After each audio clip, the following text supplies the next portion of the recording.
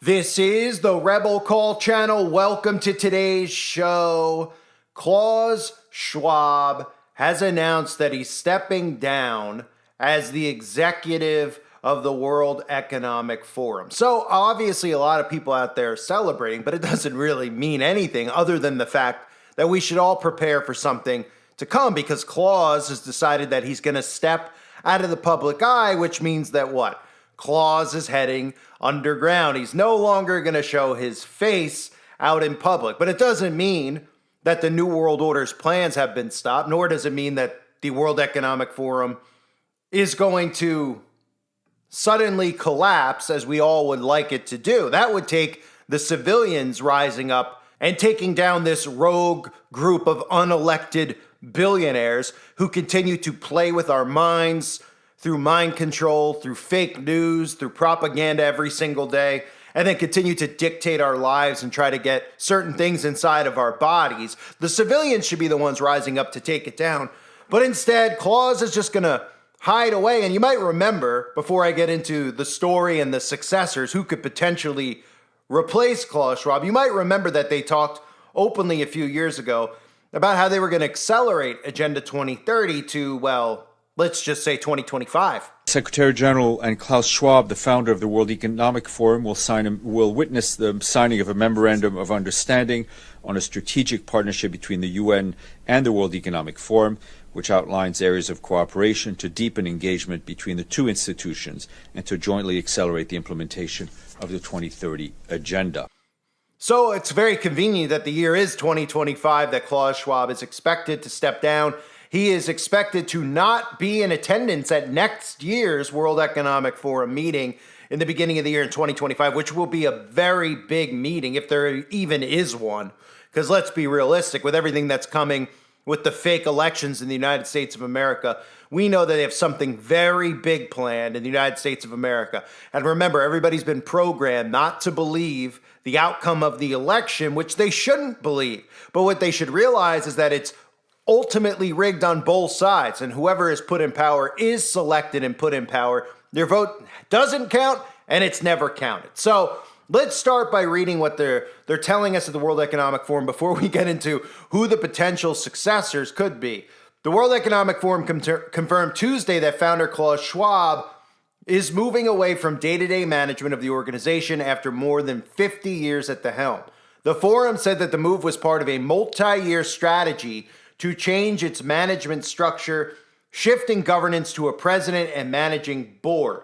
Borje Brende is currently president of the World Economic Forum. The forum did not reveal who would succeed Schwab and become the face of its elite annual meeting in Davos, Switzerland. Quote, since 2015, the World Economic Forum has been transforming from a convening platform to the leading global institution for public-private cooperation, the World Economic Forum said in a statement. And that's very interesting, those words, right? Because these are people who were not elected in the first place. So what do they mean, global institution? These are the people who have their hands in every single false flag operation that you see happening around the world. These are the people who are causing the division and then telling you the solution for it. These are the people who are causing crimes and criminals to be allowed to commit crimes without any repercussions at all, so they could bring in what they've been talking about for the last decade or 2 decades, AI governance, smart city technology, to be ruled by our technology. This is what they are preparing us for. So they say as part of the transformation, there's that word again, the organization has also been undergoing a planned governance evolution from a founder-managed organization to one where a president and managing board assume full executive responsibility. So we'll just have a flat-out dictator then, huh? The nonprofit think tank confirmed that Schwab would transition to a role as chairman of the board of trustees and added that the board would be organized around 4 strategic committees to further reinforce the impact of our work. The World Economic Forum said the change in leadership will be completed before the next Davos gathering in January 2025. Schwab's plans were initially announced in an email to staff on Tuesday, according to a report from news outlet Semaphore. The 86-year-old succession has been the source of much speculation over recent years with potential replacements, including his children, who I'll get into in a few minutes. However, the organization has been tight-lipped about its intentions until now. And with Klaus being 86 years old, it tells us that Klaus is probably transitioning and preparing to, enter a new vessel, right? But for the time being that we all know they've really put their foot on the pedal here to accelerate Agenda 2030. And in order for the world to look like the way they want it to look in 2030, a lot more chaos has to ensue here on the Earth's surface. And for that to ensue, we're going to see more weather weaponization. We're going to see more false flags. We're going to see grid shutdowns. We're going to see fake cyber attacks, all things that they've warned us about at the World Economic Forum, just like I talked about in my recent video about how they're openly talking about chaos and mayhem coming because somebody's going to cyber attack our water supply because the people who run the water supplies haven't changed their passwords yet. If you're believing these stories, well, again, you're probably somebody who still believes in the tooth fairy. So, that being said about Klaus Schwab, what is the succession plan? Now, I say they should just come out and name the obvious candidate, which is Baphomet. I would assume that Baphomet or Lucifer himself could just show up there and give out the plans for the world, and the rest of the sheeple out there probably would be completely unfazed by it. They would just assume that it was trolling if somebody came out and it was literally the Baphomet. They would laugh at it, and they probably would worship it just like these demons do in Hollywood and everywhere else. So the Baphomet would be my first choice. Then there's other obvious candidates, maybe even the Human Dragon. For those of you who are old subscribers, you may remember me and the Human Dragon going at it a little bit. That's right, the Human Dragon even reached out to me back in the day, but now nobody can find me, so not a big deal. But the Human Dragon makes a perfect candidate. I mean, I could see people getting behind the Human Dragon. It's got more rights than we do, right? I mean, it makes perfect sense. We got paddy wagons, but we got white padded rooms, and this is running amok. Not only running amok, but being promoted in the mainstream media, right? Or if we're just looking at the way that our society is going, we could have Kayla Lemieux here, who is the teacher with the size Z breasts, teaching children. Of course, this is a grown man who's got gigantic basketballs in its chest, but, you can't question that because it's hate speech, right? That would be a good candidate. Or why don't we just have John Bobbitt? Has anybody seen John Bobbitt lately? I mean, John Bobbitt went from being somebody that everybody talked about saying, wow, the worst thing in the world that's ever happened to a man happened to John Bobbitt. His wife chopped off his ding-dong and threw it out a car window in the middle of the night. I mean, could it get any worse? Well, flash 20 years later, flash forward, people are actually willingly John Bobbitizing themselves. So John Bobbitt would fit right in with today's world since everybody, I guess, is paying homage to John Bobbitt by castrating themselves. Or maybe, if we're talking about psychopaths, maybe we could just dig up the corpse of John Wayne Gacy, right? The killer clown. I mean, of course, John Wayne Gacy wasn't alone in his crimes that were committed, the Freemason John Wayne Gacy. But John Wayne Gacy would make a great candidate if he was alive today. He could actually go on stage dressed in his costume, and it would fit right in with today's world, right? But then let's get to the obvious choices, the real choices here. Obviously, Bill Gates would be somebody we all think about, but there's no need for them to roll out Bill Gates. It's been rumored that Tony Blair would actually be the person to succeed Klaus Schwab. And if you remember, Tony Blair was talking about how we all need a digital ID. The technology and the digital infrastructure, I just want to emphasize how important I think that is. Because in the end, you need the data. You need to know who's been vaccinated and who hasn't been. Some of the vaccines that will come on down the line will be multiple.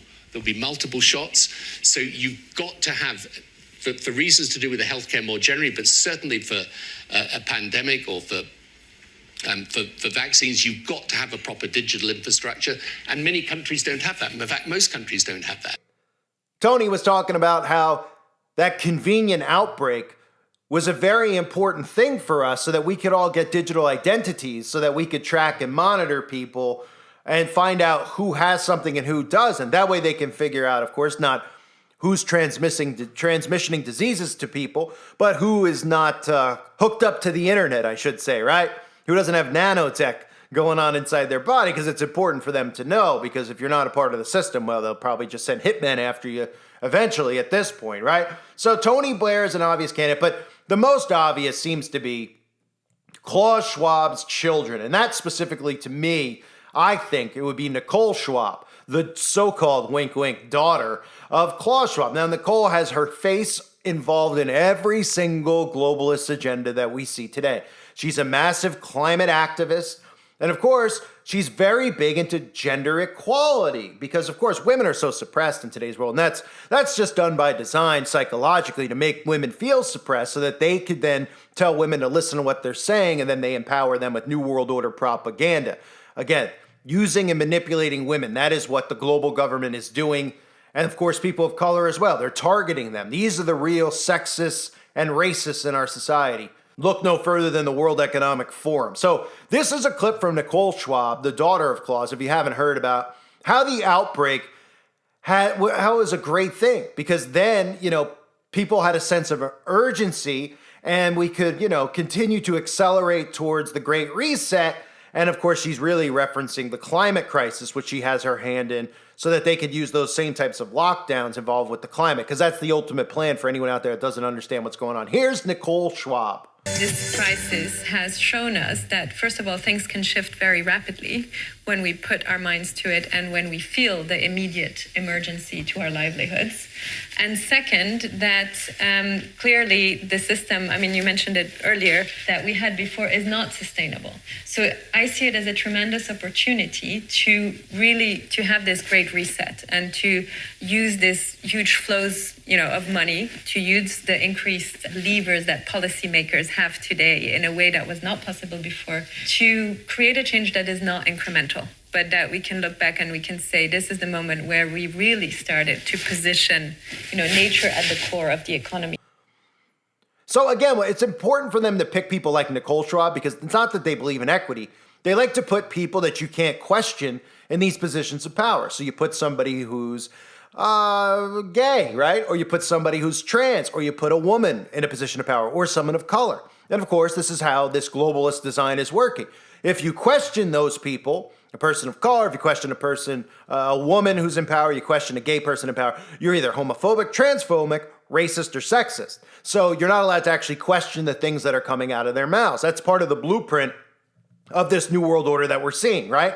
We're all trying to question the motives of a lot of these things that people just come out and automatically call you all these terms. They've been trained to do it. Well, you're just saying it because that person's black. Oh, you're just saying it because, Mayor Adams in New York's a perfect example. You can't question Mayor Adams. Mayor Adams is literally, continuing to burn down New York City, allowing criminals to run amok, putting in all types of security measures that should be illegal without citizens, any of the civilians complying to it or, approving them to be allowed to use facial recognition, etc. Doesn't matter, right? Of course, he was just honored by the Freemasons in New York City, but since he's black, you can't really question him. And this isn't about skin color. This is what they're doing by design to keep us divided amongst each other. It doesn't matter what the skin color or the gender or the sexual preference is.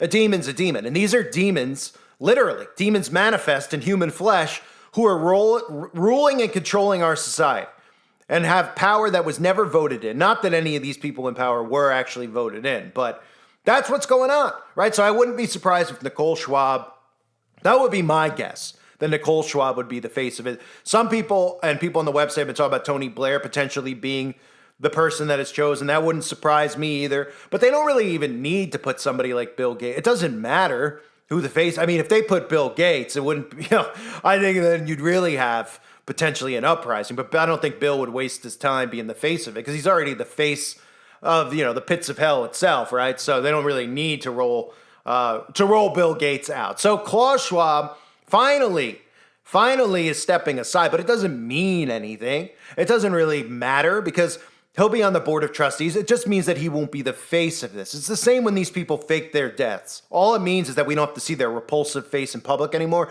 So from that perspective, I'm excited because every time I see Klaus Schwab, like I'm sure the majority of you, every time I see him, I get nauseous. My stomach growls.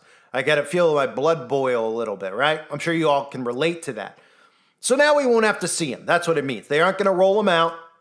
We're not going to have to see him shake hands with the likes of Donald Trump or Joe Biden, but we'll see somebody else do that.